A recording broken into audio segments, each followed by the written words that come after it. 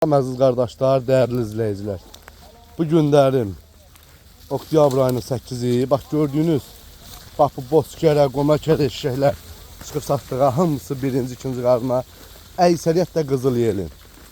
Bax qardaşlar, heyvanımızı çəkirik. İnşallah kimlər almaq istəsə zəng eləyə bilər. İnşallah yəni heyvanlar da maşallah hamısı 1-2 doğur. Hamısı 1-2-3. Əksəriyyət heyvanda yetirib. Yani bu heyvan qızıl yelin. Bax bunların hamısı vatı doğası bax xam şəhlər. Yəni kim almaq istəsə zəng eləyib buyurub gəlib ala bilər. Allah alan qardaşlara xeyir versin. Görün nə heyvanlardır. Bax bu bozların hamısı yetik. Görürsünüz qardaşlar. Bax bunların hamısı bax qızıl yelin şişək. Birinci qarnat. Yəni kim almaq istəsə zəng eləyə bilər. Allahın köməkliyi ilə heyvanımızda yəni sürü mal olsa mallanla barter eləyərəm bir qapının. Sürü mal olsa. Bax bunların hamısı birinci qarnar. Maşallah heyvanlar süper, süper.